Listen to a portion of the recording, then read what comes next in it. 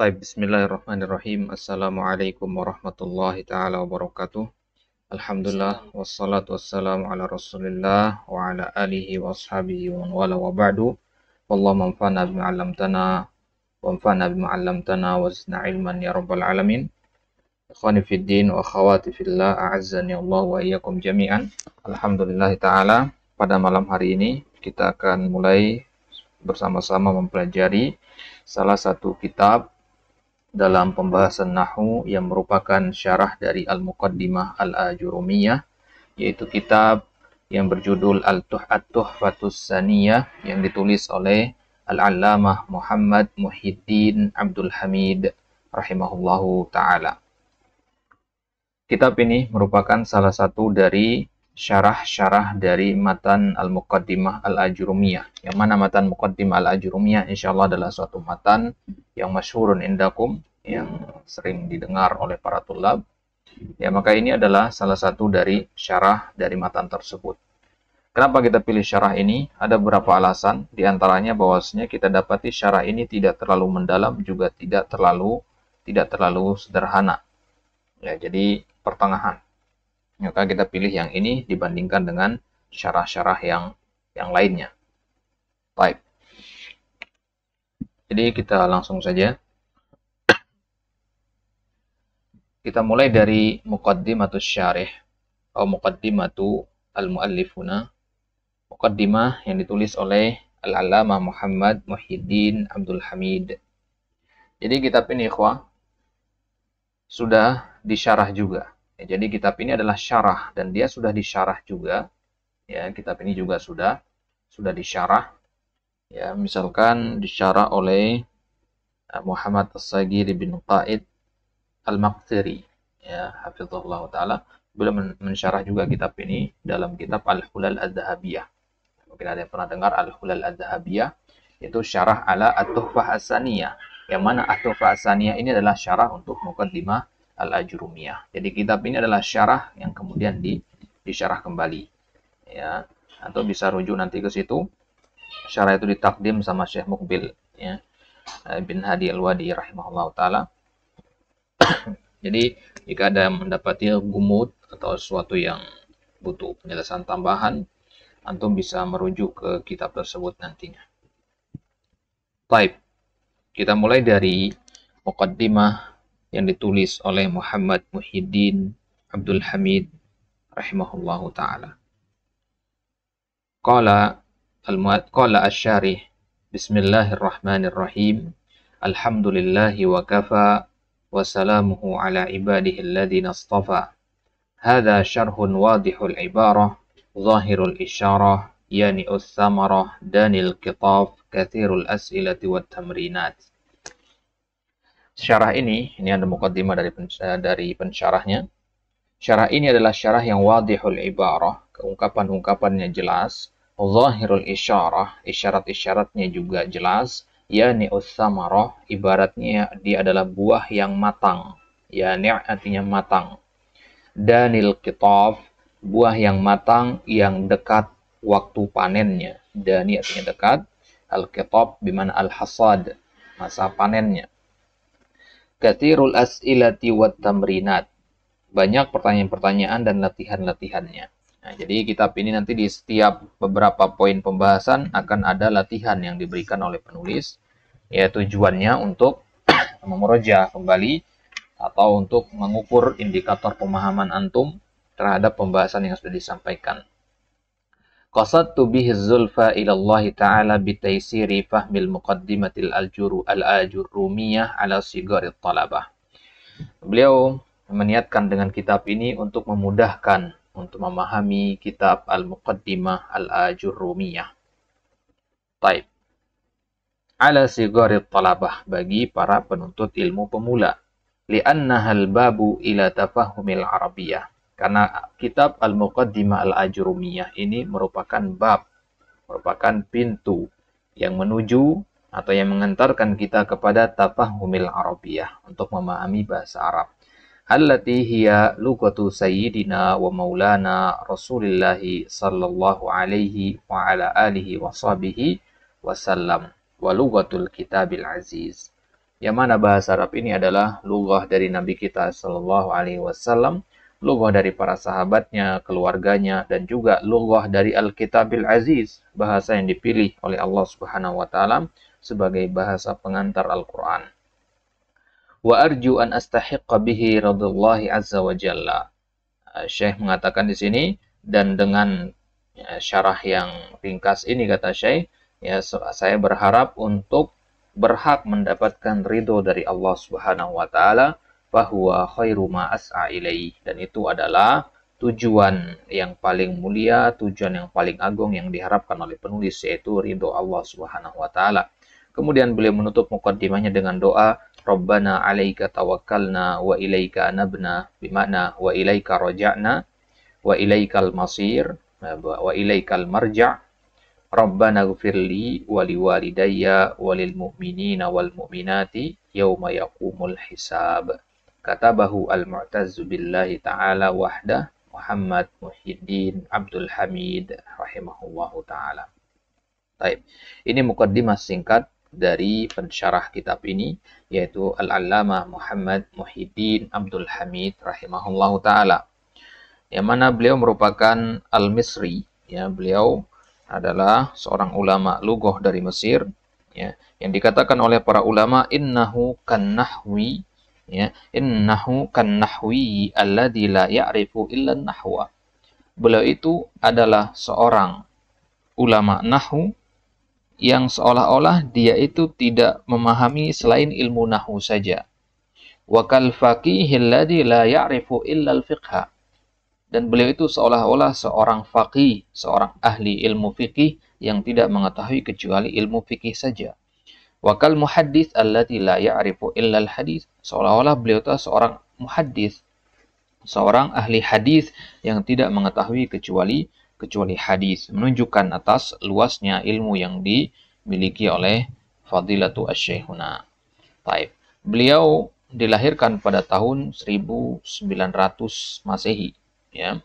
1900, ya, berarti jika dibandingkan dengan kitab-kitab Qudama tentu jauh sekali jaraknya, ya. Kitab-kitab Qudama tentu sangat jauh. Ya, misalkan dengan Ibnu Ajurum sendiri, ya. Ibnu Ajurum penulis dari kitab Al-Jurumiyah, ya, itu sendiri beliau dilahirkan pada tahun Isnatain wa Sab'in wa Sittumiyah, pada tahun 672. Ya, kemudian di sini ya, pensyarahnya, ya, lahir pada tahun 1900, ya, atau ya 1900, ya. 1900, ya, kalau di Hijriahnya 1318 Hijriah. Jadi jaraknya jauh sekali. Ya, jaraknya jauh sekali. Kemudian kita juga pernah syarah, ya, di kesempatan yang lain, syarah dari Muqaddimah Al-Jarumiyah ini, itu syarah yang pertama dari syarah-syarah yang ada, itu syarahnya Al-Imam Al-Makudi, ya. Itu merupakan syarah yang pertama. Jadi bagi antum yang ingin merujuk juga kepada syarah lain dari Al-Jurumiyah, bisa lihat kepada syarah tersebut. Alhamdulillah itu sudah selesai kita bahas keseluruhan maknanya. Baik. Kemudian sebelum masuk ke pembahasan atau perkataan dari Ibnu Ajurum, kita akan membahas sedikit al-mabadi yang berkaitan dengan ilmu nahwu. Al-mabadi sebagaimana dikatakan oleh Al-Imam Ibnu Sabban rahimahullah taala, ya, inna mabadi'a kulli fannin 10. Permulaan setiap ilmu itu ada 10. Al-haddu wal maudu'u tsumma tsamarah. Ya. Ya, yang akan kita bahas kalau kita ingin membahas suatu ilmu tertentu. Misalkan antum mau belajar nahwu, maka sebelum belajar nahwu antum harus mengetahui 10 pondasi ini. Yang pertama al-haddu, pengertiannya. Itu akan kita bahas nanti. Al-haddu wal maudu', kemudian maudu'nya, tsumma tsamarah. Kemudian apa buah yang bisa dipetik dari ilmu ini, ya. Wa nisbatun wal wadi'u, ya, wa hukmus syari'u, ya. Kemudian penisbatannya dibandingkan dengan ilmu-ilmu yang lain, kemudian siapa yang pertama kali meletakkannya, dan apa hukum syari' dalam masalah ilmu ini, ilmu yang boleh dituntut apa tidak, begitu. Maka ini beberapa poin dari 10 al-mabadi al-asyarah yang harus dipahami sebelum mempelajari ilmu nahwu. Kita mulai dari al-haddu, yaitu at-ta'rif. Kalimatu nahwin tutlaqu fil lughatil arabiyyah ala iddati ma'anin. Nah, kata nahwu itu dalam bahasa Arab punya beberapa makna. Yang pertama, al-jihah. Zahabtu nahwa fulan. Al-jihah artinya arah. Ya, al-jihah artinya arah. Taqulu zahabtu nahwa fulan, di mana saya pergi mengarah ke arahnya fulan. Hadza huwa makna an-nahwu, ya. Makna nahwu secara lughah tentunya. Ay jihatahu wa minha asy-syabah wal mithal. Makna yang kedua dari an-nahwu secara bahasa adalah asy-syabah wal mithal. Penyerupaan, ya, keserupaan. Taqulu Muhammadun nahwu Aliyin. Muhammad itu ya, seperti si Ali, maksudnya mirip, serupa dengan Ali dari sisi penampilan dan seterusnya. Baik. Kalau Anda perhatikan tadi di contoh yang pertama nahwa, contoh yang kedua nahwu. Contoh yang pertama kenapa nahwa mansub? Karena dia sebagai zaraf di situ. Ya.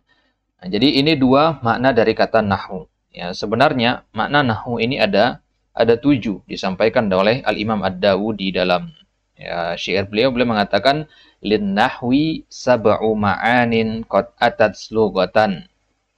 Nahwu itu punya 7 makna yang terkumpul secara bahasa.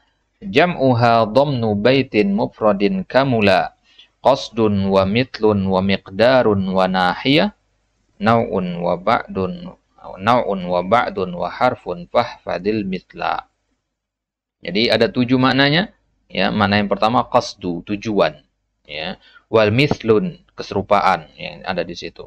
Wa miqdar, kemudian juga ukuran atau takaran. Wa nahiyah, arah atau jihah. Nau'un, kemudian jenis. Wa ba'dun, sebagian. Wa harfun, juga menunjukkan atas perubahan. Ya, itu makna nahwu secara bahasa. Wa tutlaqu kalimatu nahwu fi istilahil ulama ala.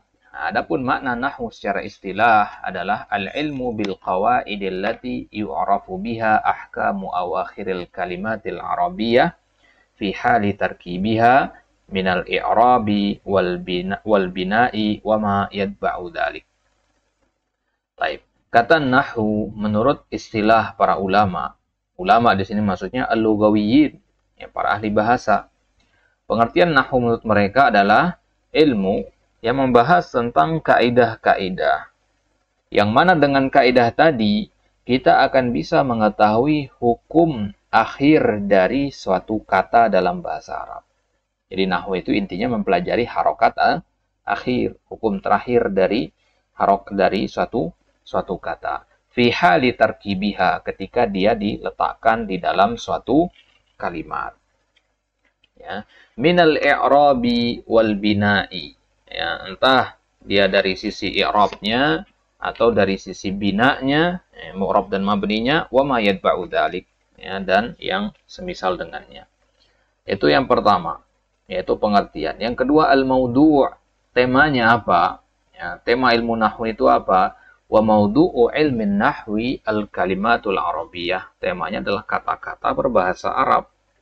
Min jihatil bahthi an ahwalihal madhkurah. Dilihat dari sisi pembahasan tentang keadaan-keadaannya tadi. Marfu, mansub, majrur, dan sebagainya, keadaan-keadaan i'rab. Itu yang akan dibahas dalam ilmu nahwu. As-samarah artinya buah, hasil apa yang antum dapatkan setelah mempelajari ilmu nahwu ini. Wa samaratu ta'allumi ilmin nahwi. Buah dari mempelajari ilmu nahwu adalah siyanatul lisani anil khata'i fil kalamil arabi. Siyanah itu artinya menjaga. Ini masdar dari kata sana yasunu, siyanatan. Artinya menjaga. Menjaga apa? Menjaga lisan anil khata'i, dari kesalahan fil kalamil arabi, dalam berbicara dengan bahasa Arab. Wa fahmul Qur'anil Karim. Itu yang pertama, menjaga kesalahan. Yang kedua, untuk memahami Al-Qur'anil Karim wal haditsin nabawi fahman sahihan, agar bisa memahami Al-Quran dan hadis dengan pemahaman yang benar. Karena orang yang tidak paham Al-Quran, orang yang tidak memahami bahasa Arab juga bisa memahami Al-Quran dan hadis, tapi pemahamannya ya lebih mungkin untuk terjatuh kepada kesalahan. Alladaini huma aslu syariatil islamiyah wa alaihima madaruha. Yang mana kedua hal ini yaitu Al-Quran dan hadis adalah dasar syariat Islam. Wa alaihima madaruha, dan Islam itu berputar pada kedua hal ini. Madar, tempat berputarnya, pijakannya. Ya, tempat berputarnya syariat Islam itu ya pada Al-Quran dan hadis. Itu yang kedua. Itu yang ketiga ya, maudu summa samarah. Kemudian nisbatun. Penisbatannya dibandingkan dengan ilmu-ilmu yang lain, wahwa minal ulumil arabiyah. Dia merupakan salah satu dari ulumil arabiyah, dari ilmu-ilmu dalam bahasa Arab. Itu dikenal dengan nama ilmu alat. Ya, jadi ilmu nahwu ini adalah ilmu alat. Ya, bukan ilmu inti, dia adalah ilmu alat. Maka dikatakan oleh Syekh Mukbil dalam Muqaddimah Al-Dhahabiyah itu, ya, orang yang mempelajari bahasa Arab itu dibagi menjadi tiga. Al-mufritun, ya, kemudian al-muhmilun, dan al-mutawassitun. Al-mufritun itu orang-orang yang berlebih-lebihan dalam mempelajari ilmu nahwu, ya, dalam mempelajari bahasa Arab, berlebih-lebihan, ya, lebih dari yang dibutuhkan untuk memahami Al-Quran dan Sunnah. Mereka itu yang menjadikan bahasa Arab ini sebagai ghayah, la wasilah. Mereka menjadikannya sebagai tujuan, bukan wasilah. Contohnya orang-orang Syiah dan orang-orang Sufi. Ya. Kemudian al-mufarritun itu mereka-mereka alladzina la yulquna lihadzal ilmi bala. Mereka orang-orang yang tidak memberikan perhatian sedikit pun terhadap ilmu nahwu.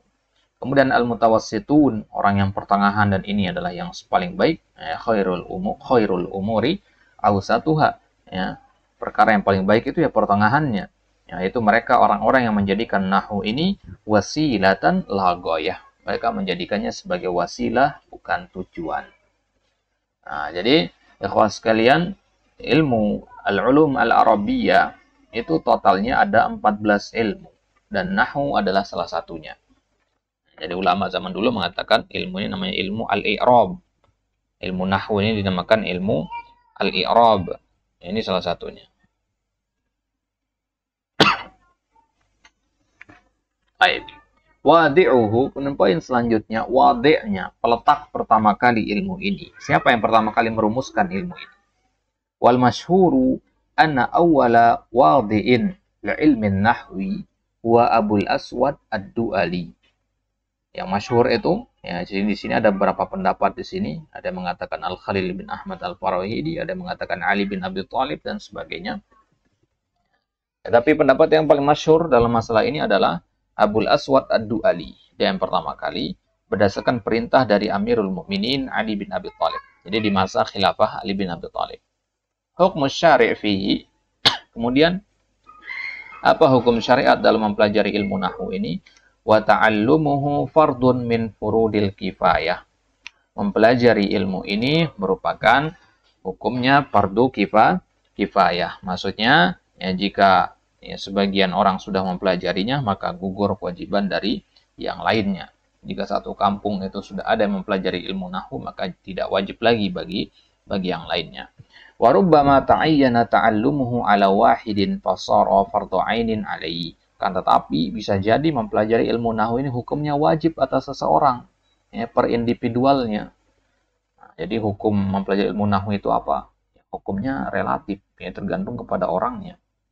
Jika memang dia adalah orang yang sangat butuh untuk menjaga lisan dari kesalahan, misalkan dia seorang dai, maka wajib, ya, wajib bagi dia untuk mempelajari ilmu nahwu. Adapun orang awam, ya, yang hanya diminta darinya untuk taklid saja, maka ya tidak perlu, ya, dia mempelajari ilmu nahwu beserta perincian-perinciannya ini.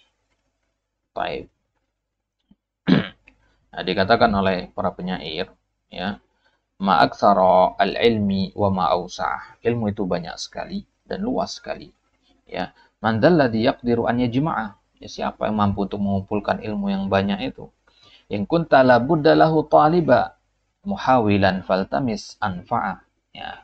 Tapi kalau memang antum harus menuntut ilmu itu, maka berusahalah untuk mempelajari yang paling bermanfaat bagi antum. Ilmu syarat ini banyak sekali, maka mana yang paling antum butuhkan sesuai dengan latar belakang, lingkungan, dan sebagainya, itulah yang antum pelajari, yang paling utama antum pelajari. Dan ilmu yang paling utama sesuai dengan setiap kondisi adalah ilmu tauhid. Baik, itu dia muqaddimah ya yang berkaitan dengan al-mabadi al-asyarah, ya pengertian nahwu, temanya, buahnya, penisbatannya, yang pertama kali merumuskannya, dan apa hukum mempelajari ilmu ini. Baik. Jadi perincian tentang pembahasan muqaddimah seperti ini bisa antum merujuk kepada risalah yang ditulis oleh Syekhul Islam Ibnu Taimiyah rahimahullah di bab Nubzah an Ilmi Lughah wa minhu an-Nahwu. Jadi beliau menyebutkan di bab itu perincian tentang muqaddimah berkaitan dengan ilmu nahwu ini. Taib, wallahu taala alam. Insyaallah taala di pertemuan selanjutnya kita akan mulai masuk ke pembahasan dari perkataan Ibnu Ajurum, al-kalamu wal labdul murakkabul mufidu bil wada'i, dari perkataan al-musannif. Jadi kalau kita katakan al-musannif nanti itu maksudnya adalah Ibnu Ajurum. Kalau kita katakan asy-syarih berarti itu adalah syekh di sini, yaitu Syekh Muhyiddin Abdul Hamid. Baik, Allah taala alam. Ya, tafadhal jika ada yang mau ditanyakan seputar muqaddimah tadi. Henry, ada yang mau ditanyakan? Tafadhal. Yang di muqaddimah tadi kalau mau merujuk kepada penjelasan yang membingungkan tadi, karyanya siapa sih? Penjelasan dari muqaddimah. Di syarahnya kan ya? Di syarah lagi. Oh, syarah ya. Syarah laginya maksudnya. Iya. Syarah laginya itu Al-Hulal Az-Zahabiyah. Al-Hulal saja. Nah, Al-Hulal Az-Zahabiyah, perhiasan emas. Al-Tuhfah As-Saniyah. Ya. Al-Tuhfah As-Saniyah. Yang ditulis sama Al-Maqtiri. Ya, nama penulisnya adalah Al-Maqtiri. Jadi beliau di situ pakai metode hamish, ya, pakai catatan kaki. Jadi agak lebih lengkap dibandingkan dengan kitab ini. Ya. At-Tuhfah As-Saniyah ini, ya, mumpung Anda ingat di sini ya, At-Tuhfah As-Saniyah ini itu banyak diambil dari Hasyiah Al-Kafrawi. Ya, jadi ada kitab ya, yang mensyarah Matan al-Ajrumiyah ini, namanya Hasyiah Al-Kafrawi. Nah, jadi Hasyiah Al-Kafrawi ini yang merupakan rujukan yang digunakan oleh Syekh di sini dalam mensyarah Matan al-Ajrumiyah ini. Banyak di situ. Ya. Jadi banyak nanti kita temukan penukilan-penukilan dari Hasyiah Al-Kafrawi atau dari Hasyiah Al-Hamidi. Ya. Jadi ada Hasyiah Al-Kafrawi, ada Hasyiah Al-Hamidi ala Al-Kafrawi. Baik. Jelas? Jelas. Ada pertanyaan lagi? Tadi yang ada 14 cabang ilmu nahwu, baru sebutin beberapa. Itu termasuk balaghah juga, Ustaz? Naam, termasuk balaghah. Di situ ada balaghah, kemudian ada al-arud, ya, yang semisal dengannya. Al-qafiyah, ada al-imla juga di situ, ya. Berarti kalau yang dibutuhkan untuk Al-Qur'an dan hadis itu hanya balaghah, kemudian nahwu, i'rab sama arud kali, Ustaz? Atau apa, Ustaz? Tergantung antum ingin memahami Al-Quran secara optimal, ya kalau secara optimal ya butuh semua ilmu itu, ya semuanya butuh. Ya kalau maunya mendalami ya bisa untuk antum bisa memahami kitab-kitab tafsir sebagainya, ya butuh kepada 14 ilmu itu. Tapi kalau hanya untuk sekedar mengetahui makna Al-Quran secara garis besar tanpa memahami dakik-dakiknya ya, maka ya antum hanya cukup kepada ilmu-ilmu yang paling utama, ilmu i'rab yang paling utama, ilmu i'rab dan ilmu al-balaghah. Kalau ilmu al-arud nggak butuh di sini. Ilmu arut nggak butuh, karena ilmu arut itu pembahasannya nanti syair. Ya. Baik. Jadi tidak, yang paling utama ya ilmu nahu dan ilmu sorof, atau kita kenal dengan nama ilmu i'rab. Ilmu i'rab itu maksudnya nahu sorof ya. Baik. خلاص خلاص. طيب إن شاء الله تعالى نواصل في اللقاء القادم بإذن الله والله تعالى أعلم وصلى الله على نبينا محمد وعلى آله وصحبه وسلم وآخر دعوانا الحمد لله رب العالمين. السلام عليكم.